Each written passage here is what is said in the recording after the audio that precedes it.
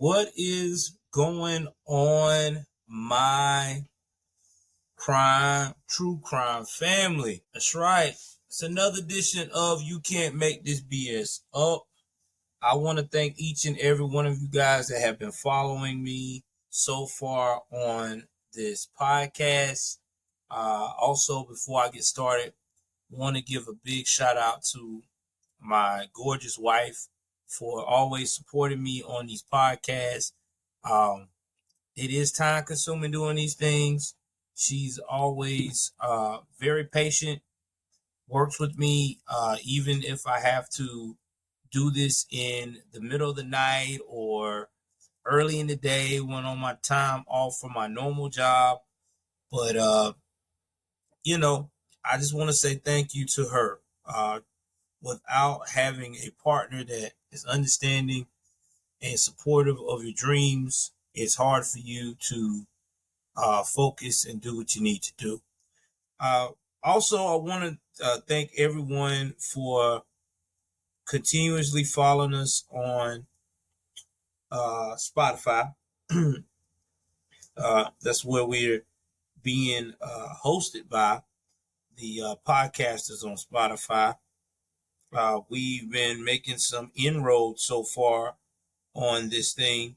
Never thought that I would have so many people from so many countries that would like the content. Right now, the analytics has shown that in the last 30 days, we've had a 168 plays of all times. We've gained 5 followers, and we are up to the audience size of 12. I'm going to start doing some marketing here on the side. Hopefully, we can get this across more. We still have the same countries. We got 2 more countries added. I want to say thank you to the following countries that's been downloading: the United States, also the UK, Belgium, Marshall Islands, Canada, Russia, Jamaica, Morocco, Greece, and Ireland. Let's give you guys a big hand. Thank you for supporting the show. I really appreciate you guys for this. If you want to see more content, we got more content on the Apple Podcast subscription. I will be uploading another show up there today as this drops. So if you want that extra show, the extra story that is not of this season, that bonus episode, check it out there. Also, I will also be dropping that content on Patreon. So if you're not an Apple user and you like to get more of this kind of content, definitely check out the Patreon. Okay, Patreon is got a lot of stuff. I'm also will be doing a lot of posting of crime that is happening right now. Try to do it where we even have discussions of crime that's recently happened. So anybody that wants to join in, man. Bring your friends, bring your family. It's a safe platform where you can talk about true crime. And please do not come with no foolishness, because you will be removed, because we don't have time for it. Now, another thing I want to bring to everyone's attention: if you want to suggest a case to me, you can follow me on my Instagram. You Can't Make This BS Up.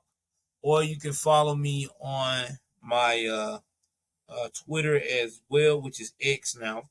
Twitter, which is X, formerly known as Twitter. That is You Can't Make BS Up. You can follow me on that as well. Just shoot me a message. Say, hey, man, I would love to have you look at this case or do that case. And if we got time to do it, we're going to do it. But like I said before, it's going to be based upon the seasons and what we got going on, and then go from there. Let's see. So y'all know that this season is about killer wives that kill for either money, for revenge, or out of love. Now, this story here is a story I did a while back on my Joe's Crime Stories YouTube channel. When I did the story, I mostly just touched base on what has happened when it made the news and the arrest was made when it came to the wife. But I never ever jumped in, never really follow up with the story totally to get all the information that I needed until recently. And I was like, you know what? I'm going to research it. Now, here's the thing that's unique about this podcast. I do not write my material. Everything that I tell you is photographic memory. I know it sounds crazy. I know a lot of people that have podcasts, they sit down and write. I don't have time for it. So I have to rely on my brain because my time is limited. And with me working a full-time job, my wife works almost a full-time job. We don't have time to write all this stuff. So what I usually do is I research it, I retain it enough to where I might look at it enough on my phone when I lay down at night, and then I just jump in and I tell the story. I know it's a crazy way of how I do it, but that's what works for me. I'm just never been that type of guy. I have to sit there and write something out. That's just too much for me. And I don't have money like a lot of these podcasters you see that start these channels. They got these high-end jobs. They can afford to pay people to pay. I can't. So I'm just a poor podcaster that streams out of my bedroom. But I have a goal. I have a dream. My dream is to be a premier podcaster, giving you the stories and stuff that you love to hear and actually enjoy to talk about. Now, this story is coming out of Ada, Oklahoma. Now, if you don't know about Ada, Oklahoma, Ada, Oklahoma is a city of about 16,481 people. Now, Ada, Oklahoma is located in, I want to make sure I get this right, Pontotoc County, Oklahoma. Now, like I said before, the population as of 2020 was 16,481 people. It is about 88 miles from Oklahoma City. It is 122 miles from Tulsa, Oklahoma. And it is about 133 miles from Dallas, Texas. So it's basically a hot skip and a jump from Dallas, Texas. 133 miles is roughly about, I would say, 2.5 hours.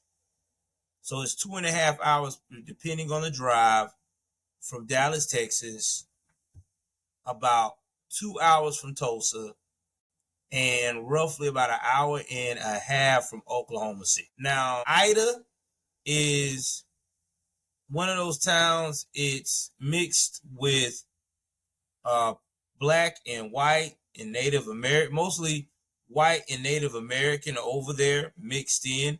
It's a small amount of black Americans, small amount of Asian Americans, and a small amount of Hispanic or Latino. Now, in this story, as I proceed to talk about Ada, coming out of Ada, Oklahoma, we're talking about a pastor's Christy Evans. Now, Christy Evans is just like any normal pastor's wife who is very lovable, very charismatic, and always put a smile on her face when she's around the parishioners and other people who are interested in the religious teachings of her pastor husband. But we all know that in these crime stories, looks can be deceiving, and that not everybody is as holy as they say they are. As we dive in this story, we're going to find out that Christy and her loving pastor husband, who is David Evans, by has a really dark secret among their marriage. So dark that someone are going to lose their life, and it's not going to be in a good way. So let's head on into the story. So, Christy Evans was born in 1974. In fact, her date of birth, I had it on 1 second, guys. Anyway, I can't find her date of birth. I thought I had it on here in my other notes, but I don't. But anyway, she was born in about 1974. I want to say sometime in April. It was April of 1974, but I don't know the exact date, and I apologize. But I do know she was born in Roland, Oklahoma. Now, Roland, Oklahoma is also another small town. Now, Roland, Oklahoma has about 2,000 people and is part of Fort Smith, the Arkansas, and it's near Arkansas and Oklahoma. So that's what that place is. Now, I want to say that they have a military area because it's near Fort Smith, Arkansas, and I want to say that they do have a military base. I'm trying to make sure I'm right, but they may. No, they don't. I don't think they do. But either way it goes, yeah, they do. They do they? No, they don't. My bad, guys. I thought sure they had a military base, but they don't. I just think that at that time it was just called Fort Smith because of what went on in the war back in the day. But anyway, Fort Smith is in Arkansas, and with Fort Smith in Arkansas is like the third biggest city in Arkansas. So she lived it near that area. Now, one thing I could say about this young lady is pretty much she grew up in a small town and they had a farm. So she was a farm girl. She would work on milking cows and things of that nature. Now, at the time, as this is going on while she was born, David was born in 1971. And he was 3 years older than Kristy, according to his mother, John Robertson, but he was a friendly person who everyone loved and adored. He just sounded like a really great guy that couldn't find much about David or Chris, early childhood. But I can tell you is that they pretty much had a pretty normal childhood, loving parents. They got along with their siblings, the normal. Now, while I'm touching all of this, we're going to talk about what was some of the things that was going on in 1971 and in 1974 in the country while they were born. So let's hit with 1971. And I'm going to be very short with the history because those facts is going to be very quick because I know I got to do 2 years right quick. And so let's so in 1971, let's see here. In 1971, All in the Family, Archer Bunker debuted all across America. That was back in January of 1971. Also in 1971, let's see what else we had interesting. A bomb explodes in the men's room at the United States Capitol. The Weather Underground claims responsibility. Oh man, there was some really crazy people back then with bombing. And last but not least, on June the 13th of 1971, Vietnam War, the New York Times begins to publish the Pentagon Papers. So basically exposing, I guess, what went on with the war. Now let's transition into what was going on in 1974 during those years in history time. So in 1974, we had, clear my throat, guys, U.S. President Richard Nixon announces his resignation on August 8th, effective at noon on August the 9th because of Watergate scandal. Then on August 9th, Vice President Gerald Ford becomes the 38th President of the United States upon Nixon's resignation. He is sworn in at the White House. Crazy, wasn't it? I heard about the story from my great-grandmother. She said it was some crazy times. Then the President of the United States, Gerald Ford, signs Proclamation 4311, granting a full and unconditional pardon to Richard Nixon, his predecessor, which is crazy. After that, he signs the pardon, like, yo, man, you're free. I know you did all this shady stuff, but we gonna put that as a, we just gonna move past this. And that is it. That's all that happened in those years. Oh, wait a minute. And here's some gruesome stuff. November 13th of that year, Ronald Joseph DeFeo Jr. shoots and kills all 6 of his family members while they were sleeping in their beds in the family's Amityville, New York home. And that's where you got the Amityville horrors and stuff like that based upon that. So, yeah, man, those were, as they would say, crazy times. So far, these two, like I said, had a pretty normal childhood. Now, Christy and David met in high school, but let's get it twisted. This was not no love at first sight. So it's not like they saw each other and was like, oh my God, I gotta be with you. No, it was nothing like that. It's probably because of their age difference, I would say, and maturity level, but it could be they just want to be friends. But by February 1991, when Kristie was 17 years old, that's when they started dating. So that would put David at 20. So I'm going to show y'all a picture of David Evans and his wife when they were younger. Hold on for 1 second. See if I can find any of those pictures when they were younger. So I'm about to show you a picture here. I don't know if I can find that picture blown up. I can. And y'all bear with me because I want to make sure that I give you this all in its entirety. So basically. All right, so I got a close-up pic. So here they are when they were younger.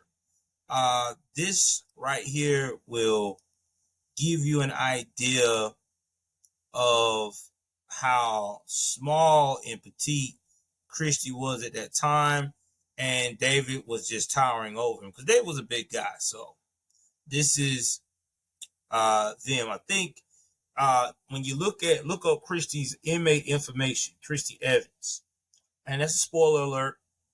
I said inmate information.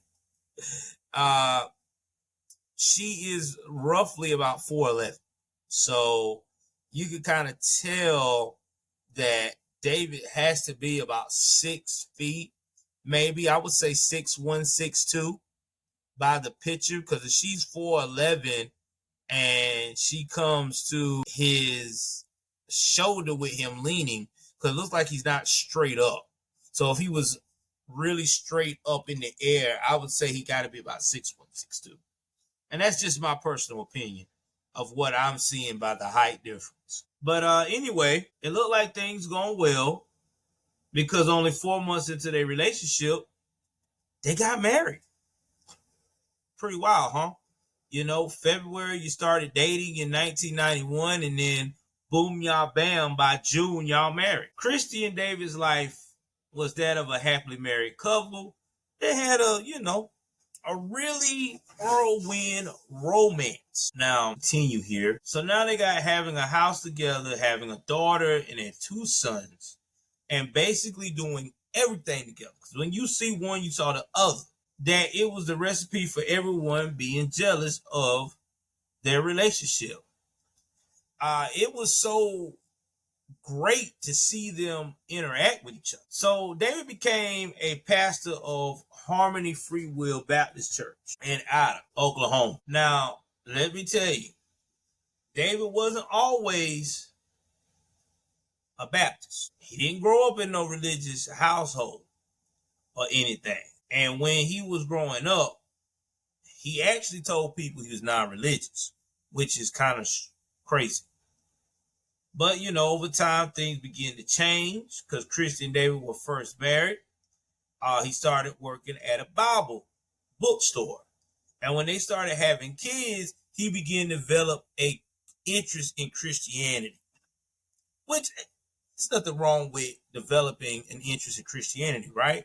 I mean, we all get to a point in our lives where we really want to find something to believe in to help us discipline ourselves to have faith, right? Whether it's ourselves, self-will, or spiritual guidance or religious guidance. I mean, everyone has something, right? So anyway, as time went on, Christy and David moved about 3 hours west, 3 hours southwest of their childhood town. And David was considered to be very charismatic and very charming. He's the guy that, like any minister, you talk to him, he makes you feel like you're the only person in the room that was important.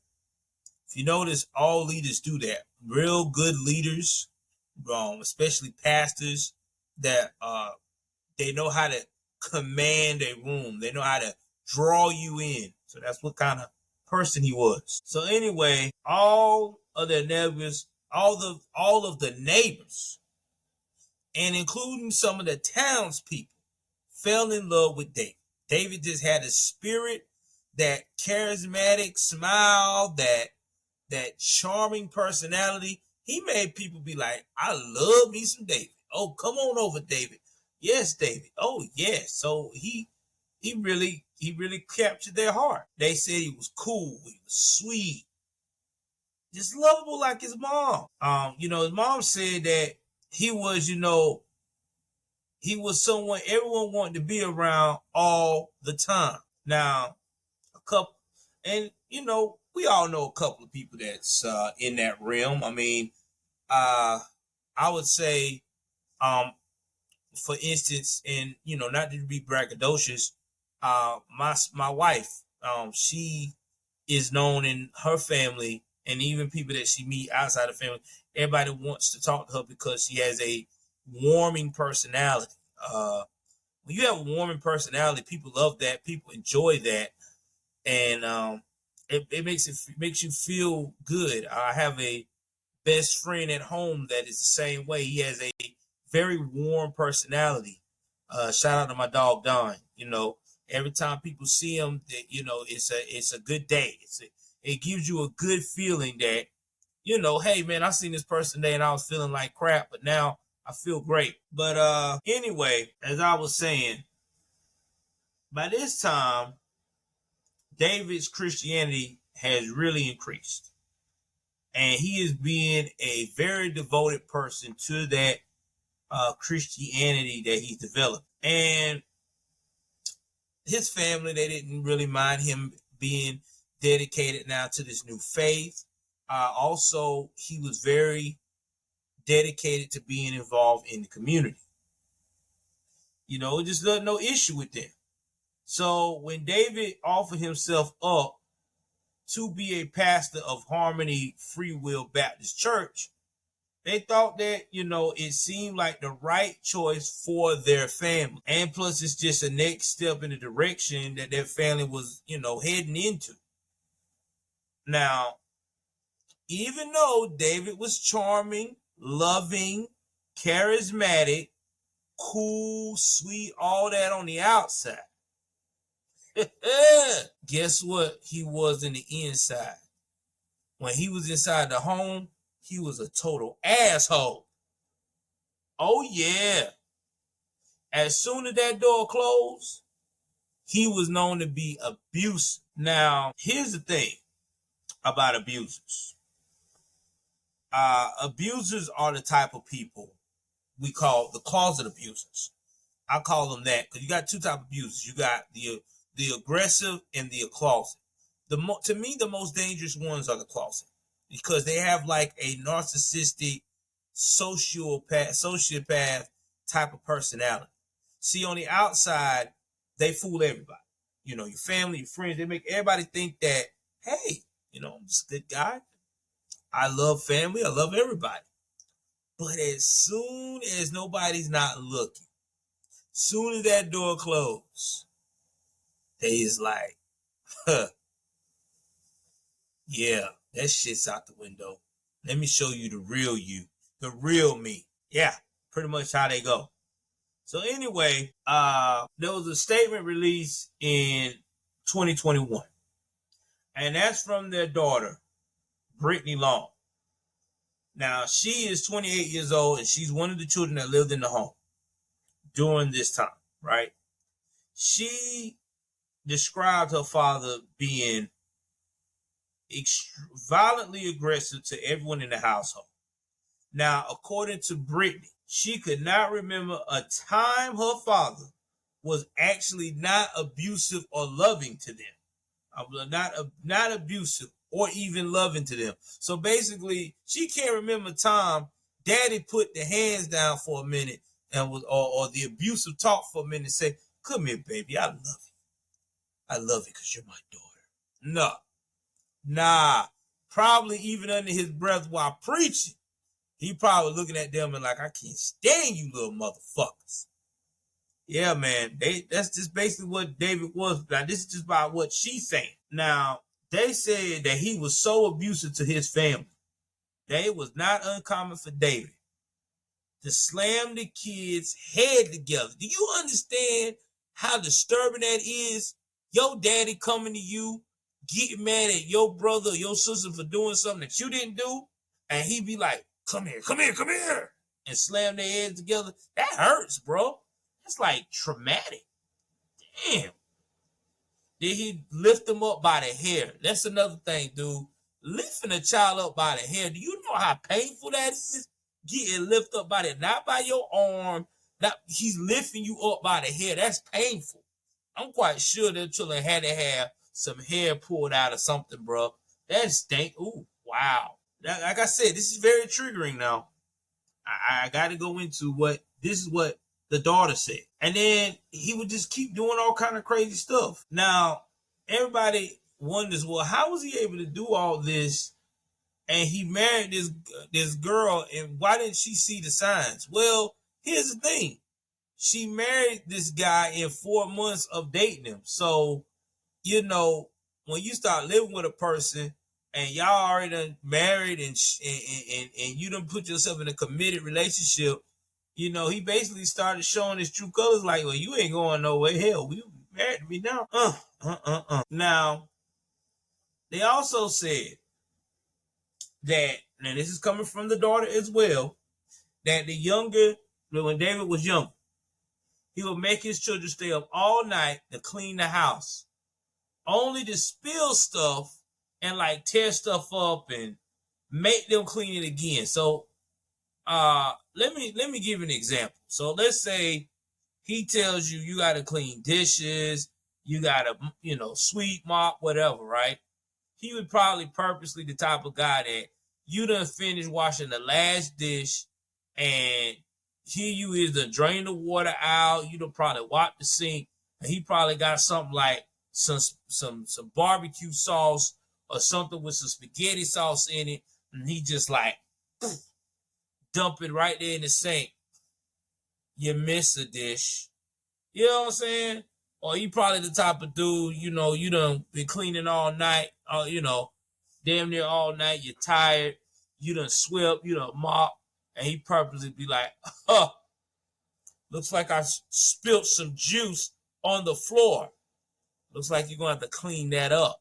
You know, that's the type of stuff there that's, wow, that's disturbing. Yeah, very disturbing. And then, on top of all that, his daughter said that he would yell insults and spew hate at them while they're working. Imagine that. Now, you working, washing dishes, and your father, he's supposed to be the man of the pastor of the church, just calling you all kinds of stuff like, I hope you know that while you're working as hard as you are, that you're never going to amount to shit. Oh, think you really did do a good job cleaning that floor? You ain't did fucking shit. You are worthless. Oh, you think that you telling me you're sorry is gonna make it better? It just lets me know you're weak and pathetic. I mean, just think about that type of stuff. It's demonic, man. Real talk. It's like that's demonic behavior. Now, that was even the time that Brittany got a letter from her best friend at school. And David saw this letter and he like ripped it up. And he told her, quote, "I'm the only friend you need. Like so, I'm the only friend that you need. I want you to remember that." So just think about your dad gets your letter from your best friend, your girl, your homegirl, looks at it, reads it, rips it up, and tell you directly you're the only best friend he needs. And probably tell you along the lines of, "Oh yeah, clean the fucking kitchen. I just spilled a half a bottle of grape juice and make it spark." Think about something like that. Just, it's crazy. Hey, I'm good, man. You cannot be my friend. I'm good, Pop. I'm good. So I feel bad for this young girl. This is crazy. So anyway, like I said, David was one of those crazy dudes that was a closet abuser that abused his children and his wife. And he was completely obsessed and in love with money. He had already made it clear he wanted his kids not to never have any of his. And if they needed some money, they never got to use it. They got to use it, but there was some strings attached to it now. Believe that. For instance, there was times where they could only use it the way he wanted them to. So if you don't know, if they wanted a dollar to go to the store for some gum, he would say, "No, you can have this dollar, but you have to buy Skittles." Like, something like that. He always got to be the one in control. Or you say, "Hey, Pop, I need this such a money here. I want to buy steaks to grill out on my little grill." No, you're not grilling steaks. You're grilling pork chops. Or he's that guy. He's going to control the narrative. He doesn't want you to have any kind of free will. Now, Kristie, she didn't fare no better. He was extremely stingy with his money with her too.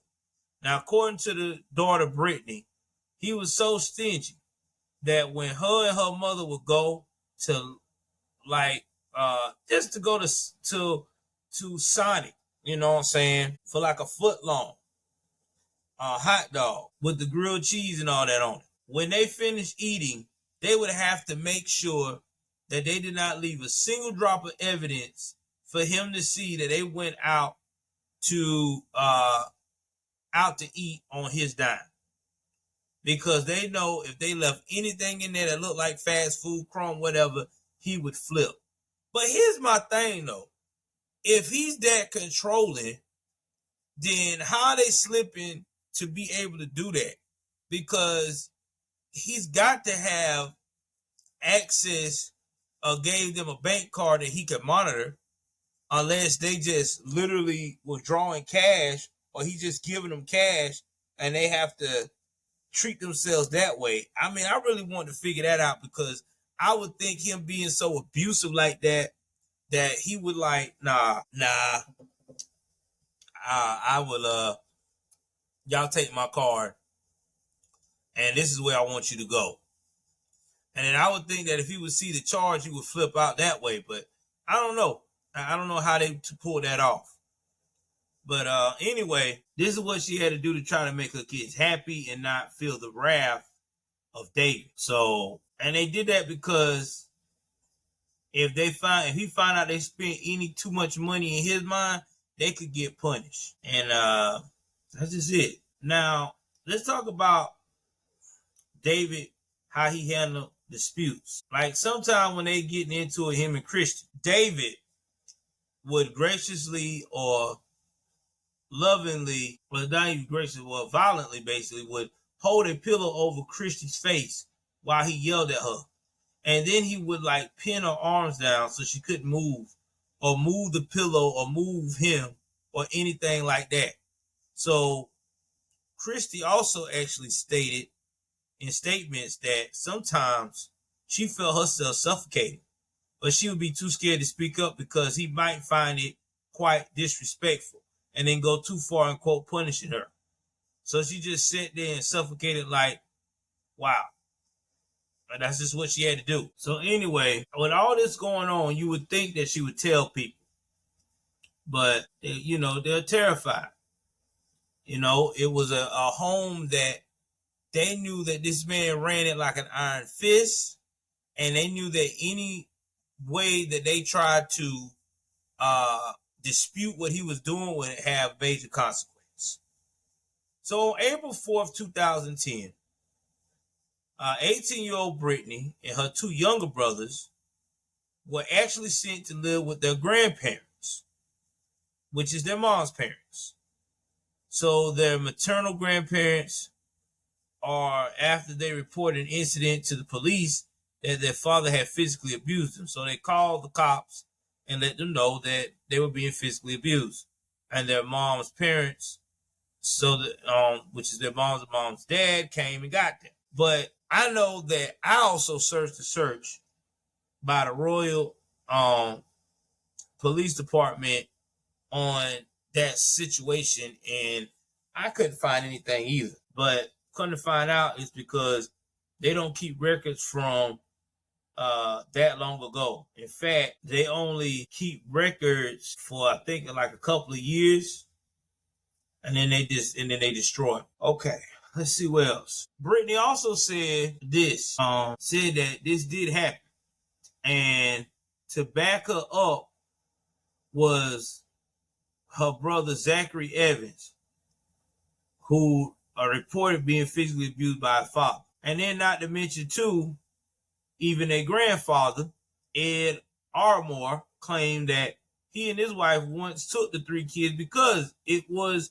too dangerous for them to live in their own home. So everybody in the family knew the temperament of David. Everybody knew about this. So either way, as time goes on, it's about, and here's the thing. When it came to the holidays, David did not allegedly like to buy the kids anything either. So this man was very stingy, very, very selfish, very manipulative, and all the above. So anyway, while David is putting on this persona for everyone else that he's a good guy, it gets worse. Okay, he just he's showing his online his true focus, and he would make her go online and post it. And let me tell you what he would have her post. He would have her post things on Instagram Facade like, Christy acting like she was so in love, obsessed with each other, like they were still dating, holding hands. He would even write stuff like, my wife is the most beautiful, amazing person ever, and Christy, and hurry up with her posts, or even her response to his comments would say things like, how on earth did I ever get so lucky with a man like you? Love you with all my heart. My God, I'm sorry. I'm laughing, but I'm thinking to myself about, how, just being all giddy. But in reality, this was all fake, because she wasn't happy and he sure wasn't amazing. So that's just crazy. And I think he probably did that because he wanted to make sure that at all times she knows that, hey, you definitely got to make it look like that nothing's wrong here. I think a lot of abusers will do that in a heartbeat. They gotta make sure that facade is there. Hey, you gotta let people know that everything's a-okay. And people do that. People do that in a minute. I mean, I'm not saying it's right. Yeah, it's definitely not something I would do. All right, so let's move right along in this story. Now, for Kristie, she liked to pretend because that's the only way she could find herself to get through all this. So, anyway, as time moved on, with all this fakeness, the kids are getting older. They're actually, I want to say they're living in separate houses and things of that nature. See here, what I was going to say. David started not feeling completely satisfied with his sex life. Now, in Facebook messages, and this started in 2017 to earlier into 2021, you can see David complaining about his sex life, and he pushes Kristie repeatedly to make his sex life more fun. Quote, fun and quote, exciting. So this is what I think is crazy, because David's a pastor. He has literally got everyone thinking that he's this loving pastor, doesn't have not even an ounce of how can I put this, dark secrets in the world. But yet, whenever his wife is, and him and his wife is around, he's messaging her back and forth, even on Facebook, saying, hey man, I need to spice up our sex life. I'm not satisfied. Bro, like, I don't know why you're not satisfied. It seems like you have as I can see the pics here, and as you will see on time, that the situation that Christy Evans put herself into is not going to make her look as good and charming as she is now. But at that time, you got a nice looking wife for y'all age. I mean, dude, I don't understand why you're not thinking of other ways to excite her or yourself. There's always other alternatives. Instead of complaining, take charge. But we'll see. And you can see the narcissistic behavior, because he's always talking about him. He's not asking her, do she feel the same? So it's around about November 27, 2017. Christy and David is really discussing the possibilities of sprucing up their sex life. Now, to me, I think that this guy is really crazy as hell, because you done physically and mentally abused this woman. All right. And not to mention, too, you've pushed the children literally out of y'all lives with your mental abuse. I don't see why you even fixing your mouth to do this. But hey, man, when you got that control, narcissistic behavior going on, nothing, the morality clause is out the window. But anyway, Kristie kept being hesitant about it. Like, I don't know about this whole thing. And finally, David kept on and on and on that he broke this girl down. All right, this woman down, excuse me. And she said to him to the following: I'm open to anything, as long as it's just the two of us. Now, he never told this woman in direct of what he was searching for, what he was thinking would be excitement for him. See, this is how you know this guy is really a narcissist. Because he knew if he would have told her at first what he wanted and dreaming about, she would have bucked the system. But now, since he did the whole beg routine, he wore down to where she said, okay, I'm open. So in her mind, she's like, all right, so we probably role play. Maybe he wants me to use a toy or something, the adult thing that people do in relationships. Nah, it was a little bit more than that. He asked her how she felt about the threesome. And she was like, I guess, what do you mean? And that's when he said, how would you like to be with me and another man. Say that again. He didn't say another woman, ladies and gentlemen. He said his wife, him, and another man. You can't make this shit up.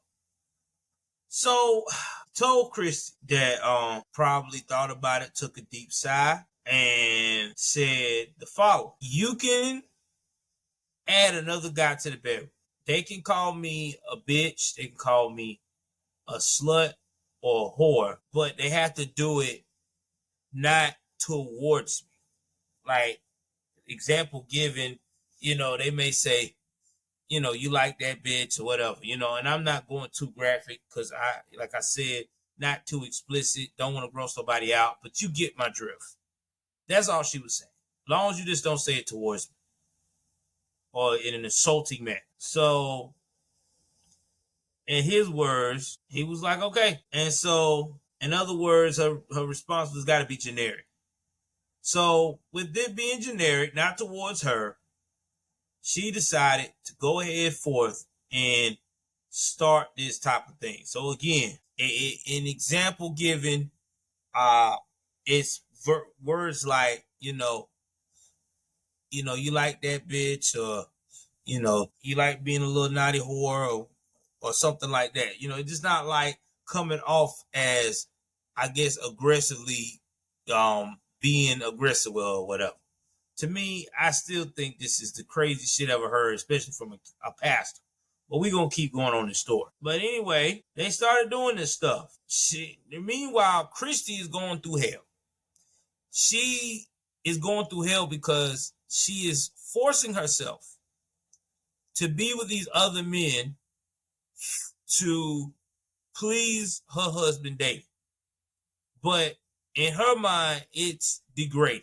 It is like not her at all. But again, she knows if she don't go through with it, it's going to be hell. And she didn't see no way out. Now, so Christy going along with it so far, it seemed like everything's okay. He's cool with it. And then he started taking it a little further. The pastor started traveling and taking her to these sex clubs. Now, if you don't know what these sex clubs is, these are places where, everybody getting it in, orgies or whatever. But his specialty is he doesn't want another woman involved. He just want him and her and another guy. So he's always going to go in that route. And then he started going on these advertisement sites like Craigslist. Now, I don't know if he was going through Backdoor Page at the time, but I do know Backpage at the time, but I do know that he was definitely on soliciting on Craigslist his wife to do meetups from there. So yeah, basically he was whoring his wife out. But then around about 2018, he told Kristie, like, yo, we cannot advertise no more on Craigslist. They stopped it. So she was like, oh, okay. And I'm quite sure she was more than over the moon. Because now she ain't got to worry about meeting some rando that she don't know nothing about. So anyway, he got into an argument, verbally abusing her about calling his wife a frigid bitch. That's right. He called her that because he's trying to say that she wasn't moving enough, I guess, when they had a sexual encounter the last time. Now, again, imagine yourself in this woman's situation. Christy Evans' situation. Christy has been with this man since she's been in high school, going on 30 plus years. And here she is trying to sexually please her husband with all of this wild fantasies he's got. And then he has the nerve to tell her that, make it a little darker here now. Got the nerve to tell her that she's not moving enough. She's not enough for him. So I'm quite sure that her ego, her self-esteem, everything is like fucked up at this point. But anyway, He also went on to say that it was her fault that they were not able to hook up with other swingers whenever they went out, that she just was not playing along. Now, she responded with a statement as in that she wanted to have sex with her husband. That exactly that I thought that she was trying to make her feel like but to me, I think he was trying to make her feel like she wasn't desirable, attractive enough for people to want more of her. And that is just downright sickening. I think he was just breaking it down as a person because he couldn't get what he wanted. So, guys, please keep in mind when you're dealing with a narcissist, this is what they do.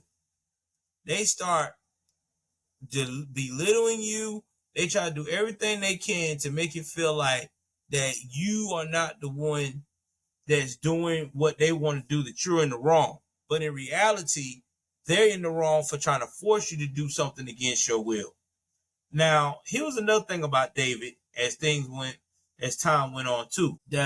Whenever him and her were getting arguments, or she would try to stand her ground, David liked to play this game of he liked to kill himself, but this is what he does. Now, he would do things as, if you leave me, I'm going to kill myself, try to make it where if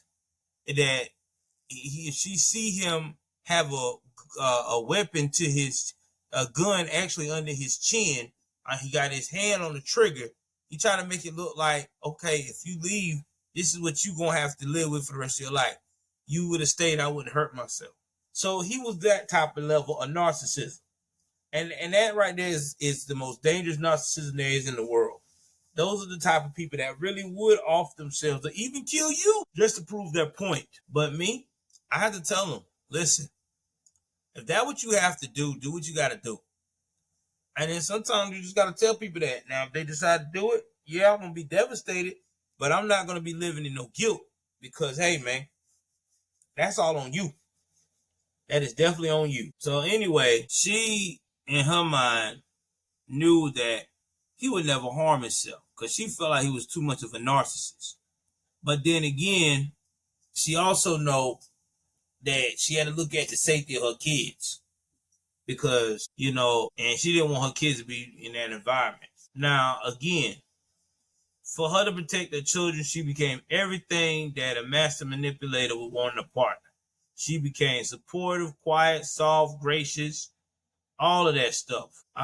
So as one of the messages he sent to Kristie one time read, quote, "Give me something sexual, something now that you provide, not that I have to make it happen or beg or force."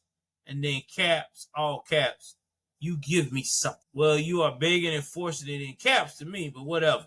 And I guess he didn't want to tell her in person. I guess he want to do it all on social media, but whatever. So by February 2021, David had told his kids and their mother that their mother was divorcing him. Now, I don't know why he said that to the kids. They're grown now. But anyway, he's trying to manipulate them and all that stuff. So this girl heard about this. She started calling her mom. She called her for hours and hours. Then she couldn't reach her, so she started to panic. But anyway, when she did got in touch with her, she wasn't herself. I mean, it's crazy. So anyway, when she did got in touch with her mom, she did say that her mother sounded very off, like robotic. Didn't sound like herself. So she kept saying, "Good, everything's fine, we're fine. Basically, everything's okay." Well, come to find out, the reason why she was talking like this, because David was across from her, holding a weapon under his chin, acting like he was going to end it all. So, yeah. This is what you have to deal with, once again, with these narcissistic people. So anyway, finally, somewhere around late 2020 or 2021, David got his wish. And he found a partner for their threesome. A literal guaranteed on-call standby party. And it was 26-year-old Khalil Demi Square. Okay. So they ended up doing this for about 2 months. Now, Christy and David would meet Khalil at a local Super 8 motel. And that one particular day when they met up and had their fun and did everything, and as they were leaving, because now this done been going on for 2 months, Kristie dropped a piece of paper on the floor. It's like a little piece of paper on the floor, enough that David didn't notice, and in the note, because now Kelly also he was like for Khalil to pick it up. So by the time Khalil picked it up and looked in the note, he found out that Kristie written her phone number. What David calling him now? Now he got the white phone number. So anyway, at this point, they had been communicating through Facebook, or she said personal ads, but most of the time Facebook. So there was no phone numbers involved. So they ain't gave out their phone numbers or nothing. So Kristie, to give him her phone number, that was like a little weird to him, a little new. So she wanted Khalil to pursue her private because she's no longer wanted no threesome. She just wanted the two of them. Now, some people saying they don't know if she's looking for a friend. Some people said that if she was just beginning to feel attracted to Khalil. But one thing everybody do know is Khalil jumped on it. Now, I'm going to tell you what I personally think. I think that this woman here, and I will show you the picture of Mr. Khalil here coming up shortly so you can get an idea of who Khalil is. All right, so I'm going to tell you why she fell for Khalil. Khalil is a nice looking young man. He is opposite of what she's been experiencing all these years with her husband. So you got a young guy like that, that is doing things to her that she's not used to, making her feel desired, loved, appreciated. Because you gotta remember, this guy's probably very sensual with her versus her husband. I mean, because a lot of time, like she said, her husband just like to watch. So you looking at that kind of situation, that's what it was. She became in love with the idea of having this younger guy in her life because he wasn't David. I can answer that. Was she in love with him? I'm quite sure that she was falling in love with the idea of being in love with him because she just wanted to break free from that cycle. So anyway, you also got to remember and take notice that Khalil is the first man she really dealt with from David since high school, like really dealt with. Now she might have did a few things here and there with the swinging club or whatever, but this is a full-fledged relationship. So as soon as she started talking to Khalil, they started seeing each other behind David's back. And Kristie started opening up to Khalil in the way she wanted to talk to somebody for years. About the abuse, how David really was. I mean, she spilled it all. And he was an ear to listen. Now, she really did like Khalil. And like that, he gave her something that was more meaningful and hopeful. And then Khalil, over time, found out what's going on at Kristie's house and the abuse. Now we at the middle of March of 2021. Now, David went out of town. Now, he was on a mission trip to Mexico. So, being a pastor, he had to do that. So, while that's happened, he is going over there to help young Mexicans who have been rejected and American immigration status, doing that mission work. So, while he's driving out there doing mission work, he was going to be doing that for a while. So, while he was doing that for a while, that's when this woman decided to start bringing Khalil over. and Christy and Khalil started getting in. So you got Khalil's white Mustang over there at these people driveway, David. And people seeing the white Mustang, they like, yo, who the hell is in that? You know, why is it parked? But you know, they trying to mind their business, but they still asking like, what's this white Mustang doing here? So anyway, she's feeling this freedom. She's with this young buck. She getting her back blown out. Soon, before David came back from Mexico, Kristie posted a comment on his Facebook wall that said, quote, "What a husband I have." Oh, let me go put it a little bit. "What a husband I have." And then David responded with a quote, "Hey, thanks." What? Hey, thanks. What? Oh, God, help me. Anyway, look like he's been checked out. And I wouldn't doubt that she made this quote while she was in the bed with this man. I mean, think about it now. She might have been in the bed with this man while making this quote to her husband on Facebook. You can't make this shit up. So anyway, she act like nothing was wrong, being gushy and lovey-dovey with David on Facebook and stuff, while having a man in his house possibly the day before he came back. Anyway, here we are, March 22nd, 2021. She woke up from sleep and she awoke to this horrible sight, her husband's blood-soaked body right next to her. Horrified, she called 911. Now, this is how the 911 call went. I don't have an actual audio. I couldn't find it, but I will just let you hear how it went. "Someone shot my husband. He's in a pool of blood and I heard a loud pop. He's bleeding out of his nose and mouth and is all over the bed." "You think someone shot your husband?" "Yes." "Okay. He's lying in a pool of blood. My God." "It's okay, babe. It's okay." At first, Kristie told the police that a stranger had killed her husband and then vanished. Kristie was like, "I woke up to a loud pop." "Yeah." "Did you see a gun around him?" "No. I don't see anything now. As you can hear I don't see anything." Now, as you can hear, if you was to hear the call, Kristie was shocked by some random home invasion where only her husband was shot and she wasn't hurt at all.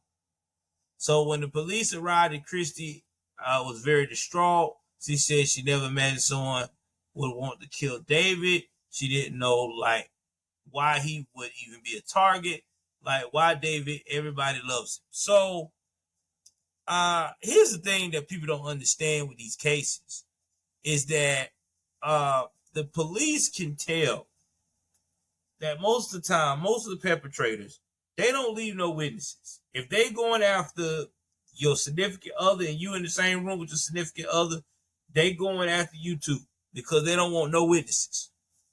So that's usually what happened. Now, she told the police she abruptly awakened and found her husband laying in a pool of blood. So basically what you hear on that 911 call, she didn't know what else to do or call the cops. She said she smelled smoke that woke up after the loud pop. And when she looked around, her husband was gasping for air. She saw him laying in a pool of blood, and she ran downstairs and ran outside to find his killer. She thought it must have been an intruder, but she didn't see anything. That's when she called 911. So they questioned the neighbors, asking if they had heard us or seen anything suspicious. Like always, they were saying, "No, we ain't seen anything." But a couple of neighbors said they had seen that unrecognizable white Mustang parked in front of Kristie's house. And then they even went as far as say, "Oh yeah, that Mustang been there for a while and was there the night of the murder. But coincidentally, it was no longer there now." So that was on cops' radar for real. One helpful neighbor said that they had a security camera and was open to giving the footage to the cops. Of course, when the police said, yeah, they're not gonna, they're gonna give it to them. So when they looked at the footage, they saw the white Mustang parked outside the house. Police came back to the house and told Kristie that they were working on finding the intruder and they would keep her posted on the case. Instead, they took that information that they got from the neighbor and they went back to the station and ran the plates of the white Mustang. And they found the car was registered to 26-year-old Khalil Square.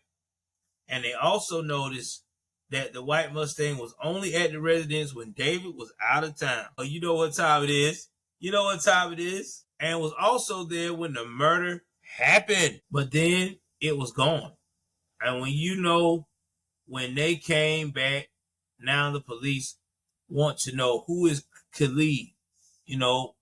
Was he a friend of Christie's? Was he a friend of David's?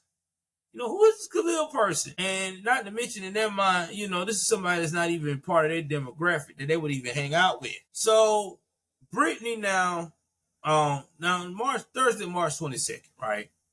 Kristie called her daughter Brittany to come over. Now Kristie sits down and have a long conversation with her daughter Brittany. Brittany called the police station after that conversation and said that Kristie would be coming in later today to give a confession. Now that was a huge surprise. And believe me, she confessed and sang like a bird. She told him everything about her younger days when she thought that David was everything but a bag of chips, till she found out this man was abusive and he was going to be one of her. He was pimping her out for all kinds of sexual escapades. And when she talked about going to divorce, that's when she told them, shoot, he was standing right across from her with a .357 revolver aimed at his chin. Now, I told y'all that what had happened. That's why she was so robotic, because he had threatened to kill himself. Now, this is where it gets crazy. So while David was gone, that's when Kristie convinced Khalil that she couldn't take it anymore and that David had to go. That's the only way she could be free. This is where I got a problem. I really think that if you had found this guy, y'all vibing, it seems like he had some kind of a good job because he's driving a nice Mustang. All your kids are grown. They done left the house, the nest. You don't have no one around you now. I mean, just divorce him. That's all you had to do. Divorce him. I mean, just pack your shit and leave. I don't get it. Killing him was not the answer. And if he would have went and took his own life, that would have been on him. It wouldn't have been your fault. You would have been free. But we'll continue. So I really think that she had got to the point that with all the abuse she's inspired, and I'm not making an excuse for the lady, I just think that she just crashed. I can't take it. Now, I can't speak for why Khalil would do this. The only thing I could think Khalil would have wanted to do this is because he might have been so enamored by this woman with the situation that she got going on and so sympathetic. And I think that he allowed his emotions to cloud his judgment. I think that if he would have talked to somebody older, like an older cat like myself, I would have told him, look, man, if you really want to be with this woman, y'all really want to be together, just tell her to get a divorce. Move out. Y'all get your own spot. Leave him alone. I mean, come on now. I mean, it ain't that hard. If you got to, move out of state, out of town. But anyway, Kristie and Khalil settled on a plan that Khalil was to come to the house in the middle of the night and shoot David with a gun and bullets. And she gonna provide that all for him. And it was all David's. So when David got back on March 22nd, 2021, Kristie gave Khalil the gun, the bullets, and the perfect time for them to pull off their plan.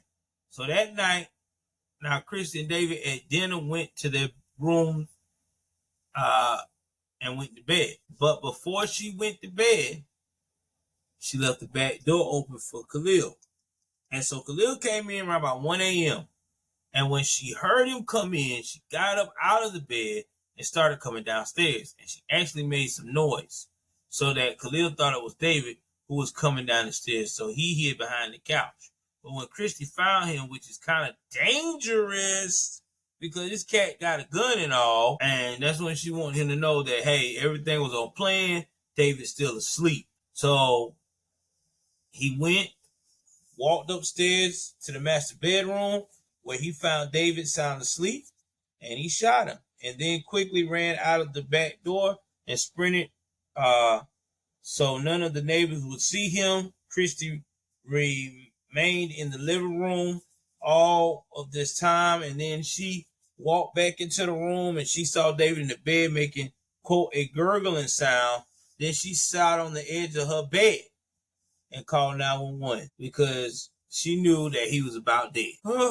Lord have mercy. So anyway, the confession shocked the police. It shocked the community because to them it's like, yo, this is supposed to be the couple we wanted to be. And to have this man become this couple to become this is crazy.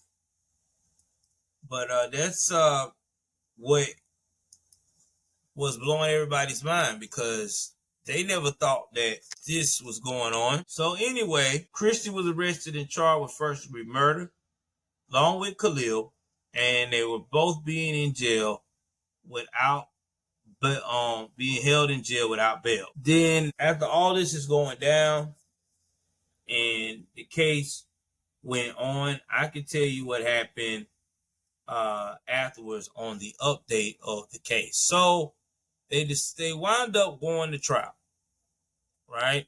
Well, we're gonna go first. So while going to trial on August 11th, 2022, she was sentenced to life in prison for first-degree murder of her husband, David Evans, pastor of Harmony Church in Ada, Oklahoma. Now, even though she had told everybody that she had been abused by this man for years, forced her to have sex with between 50 to 100 men, Khalil Demi Square is the one that did the shooting, but it didn't matter. They did not give her any type of less time. She got life without the possibility of parole. Then we got what happened with Khalil. And we're about to tell you about that right here, right now.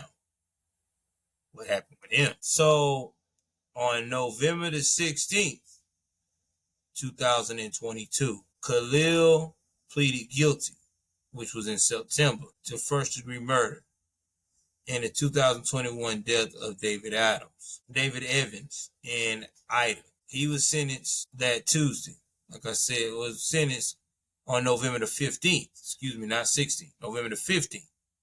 He was sentenced. 27-year-old Square said he wants the Evans family to know he's sorry for his actions. If you can't forgive me today, I hope someday you will, Evans said. Now, the defense attorney for Khalil Square asked for a 25-year sentence, saying Square was under the sinister and manipulative influence of Evans' wife, Christy Evans. Now, Assistant District Attorney Terry Portillo agreed that Christy Evans was the catalyst for the slaying, but that Square is responsible for his role as well. So because of that, he was sentenced to life in prison, just like her. And in the state of Oklahoma, life means life. He would never get out. So guys, this is a sad story to me for so many reasons.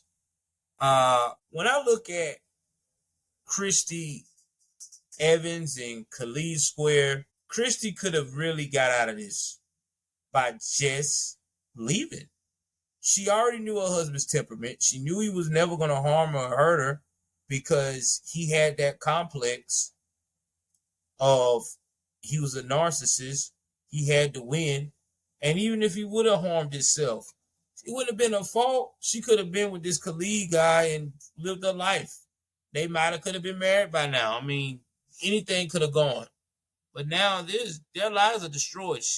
She's going to grow old in prison. He's going to grow old in prison. They'll never see each other again. More of the story is, a lot of times, you got to pick and choose your battles. And you got to use common sense. Murder is never the answer. I'm just going to be honest with you. It's just not. Because the truth of the matter is, you're going to wind up putting yourself in the same position that you don't want to be. So, in the end, David won. I mean, I'm just being honest. By the statements of them being true, David won. David had the final say-so. He manipulated everybody to do a crash and burn while he gets to look like the hero.